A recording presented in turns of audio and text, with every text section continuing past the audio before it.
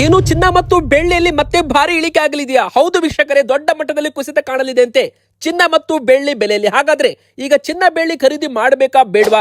ಮನೆಯಲ್ಲಿ ಚಿನ್ನ ಇಟ್ಟಿದ್ರೆ ತುಂಬಾ ಜನ ಮಾರಾಟ ಮಾಡ್ತಿರೋದಾದ್ರೂ ಏಕೆ? ವೀಕ್ಷಕರೇ, ಮನೆಯಲ್ಲಿ ಬಂಗಾರ ಇಟ್ಟವರಿಗೆ ಹೊಸ ನಿಯಮಗಳು ಜಾರಿಗೆ ಬಂದಿದೆಯಾ? ಎಲ್ಲ ಒಂದು ಅಪ್ಡೇಟ್ ಕೂಡ ನಾವು ನಿಮಗೆ ವಿಡಿಯೋದಲ್ಲಿ ಕೊಡಲಿದ್ದೇವೆ. ಸೊ ಮನೆಯಲ್ಲಿ ಬಂಗಾರ ಇಟ್ಟವರು ಬಂಗಾರ ಖರೀದಿ ಮಾಡಬೇಕು ಅಂತ ಪ್ಲಾನ್ ಮಾಡ್ತಾ ಇದ್ರೆ ಚಿನ್ನ ಬೆಳ್ಳಿ ಖರೀದಿ ಈಗ ಮಾಡಬೇಕಾ ಬೇಡವಾ? ಯಾಕಂದ್ರೆ ಮತ್ತಷ್ಟು ಬೆಲೆಗಳು ಇಳಿಕೆ ಆಗುತ್ತಾ ಅಥವಾ ಇಲ್ಲಿಂದ ಬೆಲೆಗಳು ಉಲ್ಟಾ ಹೊಡೆದು ಮತ್ತೆ ಮೇಲ್ ಹೋಗುತ್ತಾ? ಎಲ್ಲಾ ಪ್ರಶ್ನೆಗೂ ಕೂಡ ಉತ್ತರ ನಿಮಗೆ ಈ ವಿಡಿಯೋದಲ್ಲಿ ಸಿಗಲಿದೆ. ದಯವಿಟ್ಟು ವಿಡಿಯೋನ ಪೂರ್ತಿಯಾಗಿ ನೀವು ಕೊನೆ ತನಕ ನೋಡಿ. ಹಾಗೂ ಇವತ್ತಿನ ಕರ್ನಾಟಕದಲ್ಲಿ ಬಂಗಾರದ ಬೆಲೆ ಎಷ್ಟು ಏರಿಳಿತವಾಗಿದೆ, ಈಗ ಬಂಗಾರ ಮಾತ್ರ ಅಲ್ಲ ಬೆಳ್ಳಿ ಬೆಲೆಯಲ್ಲಿ ಏನಾಗ್ತಿದೆ ವಿತ್ ಮಾರ್ಕೆಟ್ ಅಬ್ಸರ್ವೇಷನ್ ಅಂದ್ರೆ MCX ನ ಚಾರ್ಟ್ ಪ್ರಕಾರ ನಾವು ನಿಮಗೆ ಅಪ್ಡೇಟ್ ಕೊಡ್ತೇವೆ. ವಿಡಿಯೋ ಶುರು ಮಾಡೋಕ್ಕಿಂತ ಮುಂಚೆ ವಿಡಿಯೋಗೆ ಬೇಗನೆ ಪ್ರತಿಯೊಬ್ಬರು ಕೂಡ ಲೈಕ್ ಮಾಡಿ. ತುಂಬಾ ಜನ ಲೈಕ್ ಮಾಡ್ತೀರಾ, ಕಮೆಂಟ್ ಮಾಡ್ತೀರಾ, ನಿಮಗೆಲ್ಲ ಕೂಡ ಹೃದಯಪೂರ್ವಕ ಧನ್ಯವಾದಗಳು. ಹಾಗೂ ನಾವು ಕೇಳೋ ಒಂದು ಪ್ರಶ್ನೆಗೆ ದಯವಿಟ್ಟು ಕಮೆಂಟ್ ಮೂಲಕ ಉತ್ತರ ಕೊಡಿ. ನಿಮ್ಮ ಪ್ರಕಾರ 10 ಗ್ರಾಮ್ ಚಿನ್ನದ ಬೆಲೆ ಎಷ್ಟಾಗಬೇಕು? ಪ್ರತಿಯೊಬ್ಬರು ಕೂಡ ಆರಾಮವಾಗಿ ಬಂಗಾರ ಖರೀದಿ ಮಾಡಿರಬೇಕು. ಸೊ ನಿಮ್ಮ ಒಂದು ಉತ್ತರ ನಮಗೆ ಕಮೆಂಟ್ ಮೂಲಕ ತಿಳಿಸಿ. ನಮ್ಮ ಚಾನಲ್ಗೆ ಸಬ್ಸ್ಕ್ರೈಬ್ ಕೂಡ ಮಾಡಿ ಹಾಗೂ ಲೈಕ್ ಕೂಡ ಮಾಡಿ. ಇಲ್ಲಿ ಮೊದಲಿಗೆ ಹೇಳ್ಬೇಕಂದ್ರೆ ಚಿನ್ನ ಮತ್ತು ಬೆಳ್ಳಿ ಬೆಲೆಯಲ್ಲಿ ಮತ್ತೆ ಭಾರಿ ಒಂದು ಇಳಿಕೆ ಆಗುವ ಸಾಧ್ಯತೆ ಇದೆ ಅಂತ ಹೇಳಲಾಗ್ತಾ ಇದೆ. ನೋಡಿ, ಯಾವಾಗ ಬೆಲೆಗಳು ಏರಿಕೆ ಆಗುತ್ತೆ ಪ್ರಾಫಿಟ್ ಬುಕಿಂಗ್ ಕೂಡ ನಡೆಯುತ್ತೆ. ಪ್ರಾಫಿಟ್ ಬುಕ್ ಅಂದ್ರೆ ಏನು? ತುಂಬಾ ಜನ ಈಗ ನೋಡಿ, ಉದಾಹರಣೆಗೆ ಯಾವಾಗ ಬೆಲೆಗಳು ಏರಿಕೆ ಆಗುತ್ತೆ ಮನೆಯಲ್ಲಿದ್ದ ಬಂಗಾರವನ್ನ ಮಾರಾಟ ಮಾಡ್ತಾರೆ. ಅವರು ಬೇರೆ ಕಡೆಗೆ ಅಂದ್ರೆ ಈಗ ರಿಯಲ್ ಎಸ್ಟೇಟ್ ಆಗಿರ್ಬೋದು, ಜಾಗ ಮನೆ ಖರೀದಿ ಮಾಡಲು ಆ ಒಂದು ಹಣವನ್ನ ಬಳಕೆ ಮಾಡ್ತಾರೆ. ಅಂದ್ರೆ ಹಣವನ್ನ ಡೈವರ್ಸಿಫಿಕೇಶನ್ ಮಾಡ್ತಾರೆ. ಬೆಲೆಗಳು ಏರಿಕೆ ಆದಂತೆ ಹೂಡಿಕೆದಾರರು ಲಾಭವನ್ನ ಬುಕ್ ಮಾಡ್ತಾರೆ. ಯಾವಾಗ ಹೆಚ್ಚು ಜನ ಲಾಭ ಬುಕ್ ಮಾಡ್ತಾರೆ ಅವಾಗ ಬಂಗಾರ ಬೆಳ್ಳಿ ಬೆಲೆ ಇಳಿಕೆ ಆಗುತ್ತೆ. ಸೊ ನೋಡಿ, 2,40,000 ರೂಪಾಯಿ ಅಂದ್ರ ಬೆಳ್ಳಿ ಬೆಲೆ 2 ದಿನದಲ್ಲಿ ಬರೋಬ್ಬರಿ 7,000 ರೂಪಾಯಿ ಅಷ್ಟು ಕುಸಿತ ಕಂಡು ಮತ್ತೆ ಸ್ವಲ್ಪ ರಿಕವರಿ ಆಗಿದೆ. ಆದ್ರೆ ಇದು ತಾತ್ಕಾಲಿಕ ಏರಿಕೆಯಾ ತಾತ್ಕಾಲಿಕ ಇಳಿಕೆಯಾ ಎಂಬ ಒಂದು ಪ್ರಶ್ನೆ ಕೂಡ ಬರುತ್ತೆ. ತಜ್ಞರ ಪ್ರಕಾರ ಹೇಳೋದಾದ್ರೆ ಬಂಗಾರ ಮತ್ತು ಬೆಳ್ಳಿ ಬೆಲೆ ಮತ್ತಷ್ಟು ಇಳಿಕೆ ಆಗುವ ಸಾಧ್ಯತೆ ಕೂಡ ಇರುವಂತದ್ದು. ನೋಡಿ, ಯಾವಾಗ ಬೆಳ್ಳಿ ಬೆಲೆ ಇಳಿಕೆ ಆಗಿದೆ ಅವಾಗ ಬಂಗಾರದ ಬೆಲೆ ಕೂಡ ಇಳಿಕೆ ಆಗಿರೋದು ಕೂಡ ಇದೆ. ಈ ಒಂದು ಚಾರ್ಟ್ ನೋಡಿ ನಿಮಗೆ ಈಸಿಯಾಗಿ ಗೊತ್ತಾಗ್ಬಿಡುತ್ತೆ. ಮೊದಲಿಗೆ ಈ ಒಂದು ಬೆಳ್ಳಿ ಬೆಲೆ 2,10,000 ರೂಪಾಯಿ ಲೋಟಚ್ ಆಗಿ 3 ಲಕ್ಷ ರೂಪಾಯಿ ತನಕ ಹೋಗಿದೆ. ನೋಡಿ, ಹೋದ ಬಾರಿ 3 ಲಕ್ಷ ರೂಪಾಯಿ ಅಂದ್ರೆ 2,80,000 ಇಳಿಕೆ ಆಯಿತು. ಮತ್ತೆ 2,30,000 ಮತ್ತೆ 2,10,000 ಈ ತರ ನೋಡಿ 3 ಲಕ್ಷ ರೂಪಾಯಿ ತನಕ ಬೆಲೆಗಳು ಏರಿಕೆ ಆದಾಗ ಹೂಡಿಕೆದಾರರು ಲಾಭ ಬುಕ್ ಮಾಡ್ತಾರೆ. 2 ಲಕ್ಷ ರೂಪಾಯಿಗೆ ಬೆಳ್ಳಿ ತಗೊಂಡವರು 3 ಲಕ್ಷ ರೂಪಾಯಿಗೆ ಮಾರಾಟ ಮಾಡಿದ್ರೆ 1 ಲಕ್ಷ ರೂಪಾಯಿ ಲಾಭ. ಸೊ ಇಲ್ಲಿ ಹೇಳೋದಾದ್ರೆ ಮಾರ್ಕೆಟ್ ಮತ್ತೆ ಇಳಿಕೆ ಆಗ್ಬಿಡುತ್ತೆ. ಸೊ ಯಾವಾಗ ಜನರು ಮಾರಾಟ ಮಾಡ್ತಾರೆ ಬೆಲೆಗಳು ಇಳಿಕೆ ಆಗ್ತಾ ಬಂದಿವೆ. ಸೊ ಈ ಪ್ರಕಾರ 2,80,000, 2,50,000, 2,30,000, 2,10,000 ಈ 2,10,000 ಏನಿದೆ ನೋಡಿ, ಇದು ಒಂದು ಸ್ಟ್ರಾಂಗ್ ಬೇಸ್ಮೆಂಟ್ ಆಗಿ ಕೆಲಸ ಮಾಡ್ತಾ ಇದೆ. ಇಲ್ಲಿಗೆ ಬಂದಾಗ ಬೆಲೆಗಳು ಮೇಲ್ಗಡೆ 3 ಲಕ್ಷ ರೂಪಾಯಿ ತನಕ ಹೋಗಿತ್ತು. ಈಗ ಮತ್ತೆ ಬೆಲೆ ವಾಪಸ್ ಅಲ್ಲಿಗೆ ಬಂದಿದೆ. 2,10,000 ರೂಪಾಯಿ ಅಂದ್ರೆ ಮತ್ತೆ ಬೆಲೆಗಳು ಈಗ 2,36,000 ರೂಪಾಯಿ ತನಕ ಹೋಗಿದೆ. ಒಂದು ವೇಳೆ ದೊಡ್ಡ ಮಟ್ಟದಲ್ಲಿ ಏರಿಕೆ ಕಂಡು ಬಂದರೂ ಕೂಡ ಮರುದಿನವೇ ಮತ್ತೆ ಮಾರ್ಕೆಟ್ ಅಲ್ಲಿ ಇಳಿಕೆ ಆಗುವ ಸಾಧ್ಯತೆ ಕೂಡ ಇರುವಂತದ್ದು. ಅಂದ್ರೆ ನಾವು ನಿಮಗೆ ಮೊದಲೇ ಹೇಳಿದಾಗೆ ಪ್ರಮುಖ ಕಾರಣ ಲಾಭ ಜನರು ಬುಕ್ ಮಾಡ್ತಾರೆ. ಮನೆಯಲ್ಲಿದ್ದ ಬಂಗಾರ ಬೆಳ್ಳಿಯನ್ನ ಮಾರಾಟ ಮಾಡ್ತಾರೆ. ಹೆಚ್ಚು ಹಣ ಸಿಗುತ್ತೆ ಎಂಬ ಆಸೆಯಿಂದ ಜನರು ಮಾರಾಟ ಮಾಡ್ತಾರೆ. ಹೆಚ್ಚು ಮಾರಾಟ ಮಾಡಿದಾಗ ಬೆಲೆಗಳು ಇಳಿಕೆ ಆಗುತ್ತೆ. ಲಾಸ್ಟ್ ಟೈಮ್ ಕೂಡ ಈ ಪ್ರಕಾರ ಆಗಿತ್ತು. ಜುಲೈ ತಿಂಗಳಲ್ಲಿ 2,45,000 ರೂಪಾಯಿಂದ ಬೆಲೆಗಳು 2,10,000 ರೂಪಾಯಿ ತನಕ ಬಂದಿದ್ದು ಕೂಡ ಇದೆ. ಸೊ ಮತ್ತೆ ಹಿಸ್ಟ್ರಿ ರಿಪೀಟ್ ಅಂತ ನಾವೇ ಕರಿತೀವಿ. ಇತಿಹಾಸ ಮರ ಕರಳಿಸುತ್ತೆ ಎಂಬ ಒಂದು ಆಪ್ಷನ್ ಇದೆಯಲ್ಲ, ಅದು ಮತ್ತೆ ಬರಬಹುದು. ಮತ್ತೆ ಬೆಲೆಯಲ್ಲಿ ಇಳಿಕೆ ಆಗುವ ಚಾನ್ಸ್ ಕೂಡ ಒಂದು ಕಡೆಗೆ ಕಂಡು ಬರ್ತಾ ಇದೆ ವೀಕ್ಷಕರೇ. ಸೊ ಈ ಒಂದು ಲೆವೆಲ್ಸ್ ಏನಾದ್ರೂ ಮುರಿದು ಅಂದ್ರೆ 2,10,000 ರೂಪಾಯಿದ್ದು ಒಂದು ಲೆವೆಲ್ ಏನಾದ್ರೂ ಮುರಿತು ಅಂದ್ರೆ, ಬ್ರೇಕ್ ಆಯ್ತು ಅಂದ್ರೆ ಬೆಲೆಗಳು 1,90,000 ರೂಪಾಯಿ ತನಕ ಬೆಳ್ಳಿಯಲ್ಲಿ ಬರುವ ಒಂದು ಚಾನ್ಸ್ ಇದೆ. ಇನ್ನೊಂದು ಕಡೆಗೆ ಹೇಳ್ಬೇಕಂದ್ರೆ ಚಿನ್ನ ನೋಡಿ, ಬೆಳ್ಳಿ ಹಾಗೆ ಚಿನ್ನದ ಬೆಲೆಯಲ್ಲೂ ಕೂಡ ಭಾರಿ ಒಂದು ಏರಿಕೆ ಇಳಿಕೆ ಆಗ್ತಿದೆ. ಮೊದಲಿಗೆ ಇವತ್ತು ಬೆಳ್ಳಿ ಬೆಲೆ ಮಾರ್ಕೆಟ್ ಪ್ರಕಾರ 1 kgಗೆ 2,50,000 ರೂಪಾಯಿ, 5,000 ರೂಪಾಯಿ ಬೆಳ್ಳಿ ಬೆಲೆಯಲ್ಲಿ ಇಳಿಕೆ ಆಗಿದೆ. 1 kg ಮೇಲೆ 2,55,000 ಇತ್ತಲ್ಲ, ಈಗ 2,50,000 ರೂಪಾಯಿ ತನಕ ಬೆಳ್ಳಿ ಬೆಲೆ ಬಂದಿದೆ.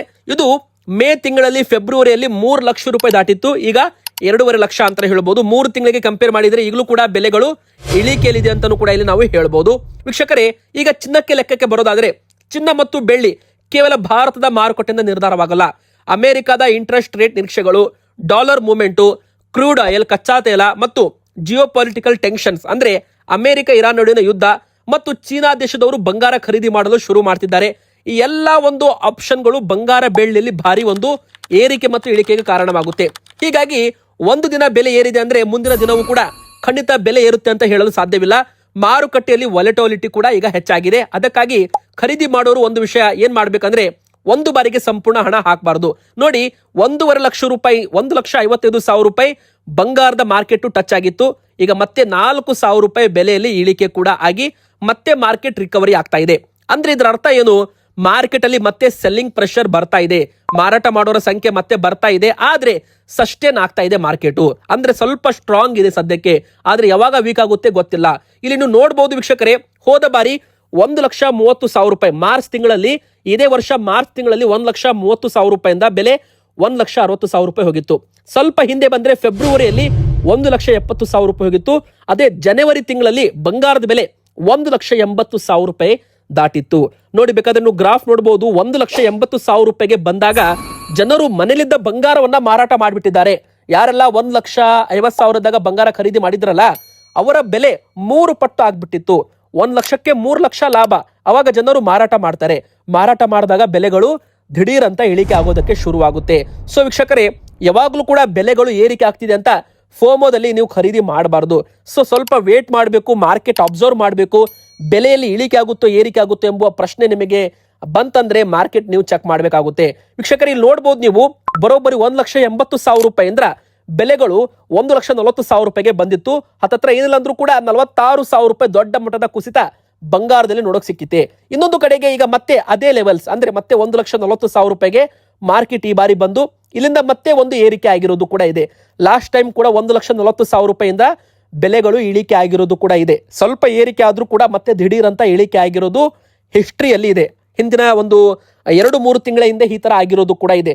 ಸೊ ಈ 1,55,000 ಏನಿದೆ ನೋಡಿ, ಇದೊಂದು ತುಂಬಾ ಇಂಪಾರ್ಟೆಂಟ್ ಲೆವೆಲ್ ಅಂತ ಹೇಳಲಾಗುತ್ತೆ. ಸೊ ಮಾರ್ಕೆಟ್ ಏನಾದ್ರೂ 1,60,000 ರೂಪಾಯಿ ದಾಟ್ತು ಅಂದ್ರೆ, ಕ್ರಾಸ್ ಮಾಡ್ತು ಅಂದ್ರೆ, ಅವಾಗ ಮಾತ್ರ ಒಂದು ಏರಿಕೆ ನಮಗೆ ನೋಡೋಕೆ ಸಿಗಬಹುದು. ಆದ್ರೆ ಸದ್ಯಕ್ಕೆ ಬೆಲೆಗಳು ಏರಿಕೆ ಆದ ತಕ್ಷಣ ಮತ್ತೆ ದಿಢೀರ್ ಅಂತ ಇಳಿಗೆ ಆಗ್ತಿದೆ. ಸೊ ಈಗ ಚಿನ್ನ ಖರೀದಿ ಮಾಡೋರು ಯಾವ 3 ದೊಡ್ಡ ತಪ್ಪುಗಳು ಮಾಡಬಾರ್ದು. ಮೊದಲನೇ ತಪ್ಪು, ಫೋಮೋದಲ್ಲಿ ಖರೀದಿ ಮಾಡಬಾರ್ದು. ಫೋಮೋ ಅಂದ್ರೆ ಏನು? ಬೆಲೆಗಳು ಮತ್ತೆ ನಾಳೆ ದುಬಾರಿ ಆಗುತ್ತೆ ಎಂಬುವ ಒಂದು ಭಯದಿಂದ ಖರೀದಿ ಮಾಡಬಾರ್ದು. ವೀಕ್ಷಕರೇ, ಬೆಲೆಗಳು ಯಾವತ್ತೂ ಕೂಡ ಏರಿಕೆ ಆಗಬಹುದು, ಯಾವತ್ತೂ ಕೂಡ ಇಳಿಕೆ ಆಗಬಹುದು. ಮಾರ್ಕೆಟ್ ನೋಡಿ ನೀವು ನಿರ್ಧಾರ ತಗೋಬೇಕಾಗುತ್ತೆ. ಈಗ 18 ಕ್ಯಾರೆಟ್ ಚಿನ್ನದ ಬೆಲೆ ಎಷ್ಟು? 1,16,000 ರೂಪಾಯಿ. ನೋಡಿ, ಇದು 18 ಕ್ಯಾರೆಟ್ ಆಗಿರೋದ್ರಿಂದ ಇದ್ರದ್ದು ಬೆಲೆ 1,16,000 ರೂಪಾಯಿ ಇದೆ 10 ಗ್ರಾಮ್ಗೆ. ಆದ್ರೆ ಇದರಲ್ಲಿ 75% ಮಾತ್ರ ಬಂಗಾರ ಇರುತ್ತೆ. ಅದು ಕೂಡ ನಿಮಗೆ ಗೊತ್ತಿರಲಿ, 25% ಮೆಟಲ್ಸ್ ಮಿಕ್ಸ್ ಮಾಡಿ ಆಭರಣ ರೆಡಿ ಮಾಡಿರ್ತಾರೆ. ಹೀಗಾಗಿ ನೀವು 18 ಕ್ಯಾರೆಟ್ ಚಿನ್ನ ತಗೊಂಡ್ರಂದ್ರೆ ಕಡ್ಡಾಯವಾಗಿ ಹಾಲ್ ಮಾರ್ಕ್ ಚೆಕ್ ಮಾಡಿ. 18 ಕ್ಯಾರೆಟ್ ಅಲ್ಲಿ 75% ಬಂಗಾರ ಕಡ್ಡಾಯವಾಗಿ ಇರಲೇಬೇಕು. ಇನ್ನು ಆಭರಣದಲ್ಲಿ ಮೇಕಿಂಗ್ ಚಾರ್ಜ್ ಕೂಡ ಇರುತ್ತೆ, GST ಕೂಡ ಇರುತ್ತೆ 3% ಎಕ್ಸ್ಟ್ರಾ. ಸೊ ನೀವೇನು ಮೇಕಿಂಗ್ ಚಾರ್ಜ್ ಕೊಟ್ಟಿರ್ತಾರ ಅದು ನಿಮಗೆ ವಾಪಸ್ ಬರಲ್ಲ. ಅಂದ್ರೆ ತುಂಬಾ ಜನ ಏನ್ ತಪ್ಪು ಮಾಡ್ತಾರೆ ಅಂದ್ರೆ, ಈ ಒಂದು ಬಂಗಾರದ ಆಭರಣವನ್ನ ಹೂಡಿಕೆಗಂತ ಖರೀದಿ ಮಾಡ್ತಾರೆ. ಮುಂದಿನ 2-3 ವರ್ಷ ಬಿಟ್ಟು ಬಂಗಾರದ ಬೆಲೆ 2 ಲಕ್ಷ ರೂಪಾಯಿ ಆಗುತ್ತೆ, 2.5 ಲಕ್ಷ ಆಗುತ್ತೆ ಎಂಬುವ ಸುದ್ದಿ ಕೂಡ ಇದೆ. ಒಂದು ಕಡೆಗೆ ಹೂಡಿಕೆ ಮಾಡೋರು 24 ಕ್ಯಾರೆಟ್ ತಗೋಬೇಕು, ಇಲ್ಲ ಗಟ್ಟಿ ಬಂಗಾರ ತಗೋಬೇಕು, ಇಲ್ಲ ETF ಅಲ್ಲಿ ಖರೀದಿ ಮಾಡಬೇಕು. ನಿಮ್ಮ ಉದ್ದೇಶ ಇನ್ವೆಸ್ಟ್ಮೆಂಟ್ ಆಗಿದ್ರೆ ಜ್ಯುವೆಲ್ಲರಿ ಮತ್ತು ಇನ್ವೆಸ್ಟ್ಮೆಂಟ್ಗೆ ಬಂಗಾರ ಎರಡು ನಡುವಿನ ವ್ಯತ್ಯಾಸ ಮೊದಲು ನೀವು ಅರ್ಥ ಮಾಡ್ಕೋಬೇಕು. 24 ಕ್ಯಾರೆಟು, 22 ಕ್ಯಾರೆಟು, 18 ಕ್ಯಾರೆಟು ಇವುಗಳಲ್ಲಿ ಹೂಡಿಕೆಗೆ ಬೆಸ್ಟ್ ಅಂದ್ರೆ 24 ಕ್ಯಾರೆಟು, ಆಭರಣಕ್ಕೆ ಬೆಸ್ಟ್ ಅಂದ್ರೆ 22 ಕ್ಯಾರೆಟು. 22 ಕ್ಯಾರೆಟ್ ಚಿನ್ನದ ಬೆಲೆ ಎಷ್ಟು?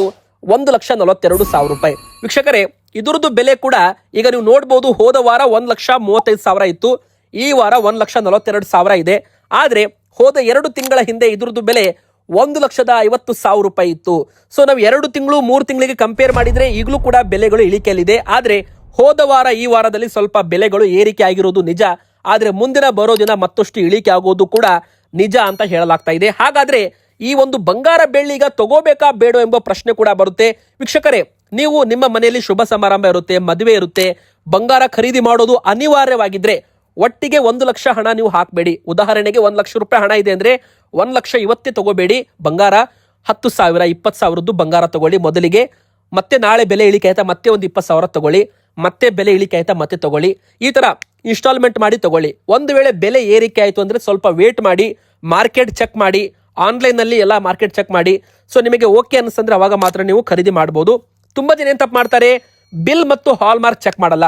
ನೋಡಿ, ತುಂಬಾ ದೊಡ್ಡ ತಪ್ಪು ನೀವು ಮಾಡೋದೇನಂದ್ರೆ, ಬಂಗಾರ ಆಭರಣ ನೀವು ಖರೀದಿ ಮಾಡಿದ ತಕ್ಷಣ ಹಾಲ್ ಮಾರ್ಕ್ ಇದೆಯೋ ಇಲ್ವೋ, ಬಿಲ್ ಕರೆಕ್ಟ್ ಇದೆಯಲ್ಲೋ ಚೆಕ್ ಮಾಡಬೇಕಾಗುತ್ತೆ.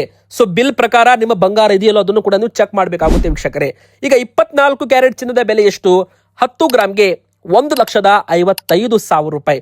ನೋಡಿ ವೀಕ್ಷಕರೇ, ಇದು ನಿಮ್ಗೆ ಗೊತ್ತಿರಬಹುದು. ಹೋದ ಮೇ ತಿಂಗಳಲ್ಲಿ, ಮಾರ್ಚ್ ತಿಂಗಳಲ್ಲಿ ನೀವು ಲೆಕ್ಕ ಮಾಡಿ 1,70,000 ರೂಪಾಯಿ ಇತ್ತು, ಆದ್ರೆ ಈಗ 1,55,000. ಆಲ್ಮೋಸ್ಟ್ ಈ ಬೆಲೆ ಏರಿಕೆ ಆಗಿರೋದು ನಿಜ. ಆದ್ರೆ ಇನ್ನಷ್ಟು ಏರಿಕೆ ಆಯ್ತು ಅಂದ್ರೆ ಮತ್ತೆ ಧಡಾರ್ ಅಂತ ಇಳಿಕೆ ಆಗೋದು ಕೂಡ ಸಾಧ್ಯತೆ ಇದೆ ಅಂತ ಹೇಳಲಾಗ್ತಾ ಇದೆ. ಆದ್ರೆ ಇಲ್ಲಿ ಏನು ಕೂಡ ಗ್ಯಾರಂಟಿ ಇರಲ್ಲ. ಇದು ಇಂಟರ್ನ್ಯಾಷನಲ್ ಮಾರ್ಕೆಟ್ ಆಗಿದೆ. ಸೊ ವೀಕ್ಷಕರಿಗೆ ತುಂಬಾ ಇಂಪಾರ್ಟೆಂಟ್ ಏನಪ್ಪಾ ಅಂದ್ರೆ ನೀವು ಮಾರ್ಕೆಟ್ ಚೆಕ್ ಮಾಡ್ತಿರ್ಬೇಕು. ಇನ್ನು ಚಿನ್ನದಲ್ಲಿ ತೂಕದಲ್ಲೂ ಕೂಡ ನೀವು ಜಾಗರೂಕರಾಗಿರ್ಬೇಕು. 10 ಗ್ರಾಮ್ದಲ್ಲಿ ಪೂರ್ತಿ ನೀವು ಚಿನ್ನ ತಗೊಂಡಿರ್ತೀರಾ, ಒಂದು ಬಂಗಾರದ ಆಭರಣ 10 ಗ್ರಾಮ್ ತಗೊಂಡಿರ್ತೀರಾ.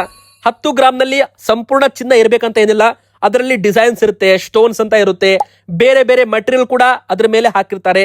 ಸೊ ನೀವು ಬಿಲ್ ಅಲ್ಲಿ ನಿಮ್ಮ ಬಂಗಾರದ ತೂಕ ಎಷ್ಟಿದೆ, ಪ್ಯೂರಿಟಿ ಎಷ್ಟಿದೆ, ಮತ್ತೆ ಮೇಕಿಂಗ್ ಚಾರ್ಜ್ ಎಷ್ಟು ಹಾಕಿದ್ದಾರೆ, GST ಎಷ್ಟು ಹಾಕಿದ್ದಾರೆ ಎಲ್ಲ ಕೂಡ ಪರಿಶೀಲನೆ ಮಾಡಬೇಕು. ಬಂಗಾರದ ಮೇಲಿದ್ದ ನಾನ್ ಗೋಲ್ಡ್ ಪಾರ್ಟಿಕಲ್ಸ್ ಅಂದ್ರೆ ಅದು ಬಂಗಾರ ಇರಲ್ಲ, ಬಂಗಾರದ ಮೇಲೆ ಹಾಕಿರ್ತಾರೆ ಆದ್ರೆ ಅದು ಬಂಗಾರ ಇರಲ್ಲ. ಸೊ ಅದರ ತೂಕ ನೀವು ಬೇರೆ ಮಾಡಿಸ್ಬೇಕು, ಬಂಗಾರ ತೂಕ ಬೇರೆ ಮಾಡಿಸ್ಬೇಕು. ಇನ್ನು 18 ಕ್ಯಾರೆಟ್ 22 ಕ್ಯಾರೆಟ್ ಆಭರಣಕ್ಕೆ ಯೂಸ್ ಮಾಡ್ತಾರೆ. 24 ಕ್ಯಾರೆಟ್ ಹೂಡಿಕೆ ಮಾಡೋರು ಅಂದ್ರೆ ಇನ್ವೆಸ್ಟ್ಮೆಂಟ್ಗೋಸ್ಕರ ಅಂತ ಖರೀದಿ ಮಾಡ್ತಾರೆ. ಬ್ಯಾಂಕ್ ನಲ್ಲಿ ಹಣ ಇಡೋಕ್ಕಿಂತ ಮುಂಚೆ ಜನರು ತುಂಬಾ ಜನ ಬಂಗಾರದಲ್ಲಿ ಹೂಡಿಕೆ ಮಾಡ್ತಿದ್ರು.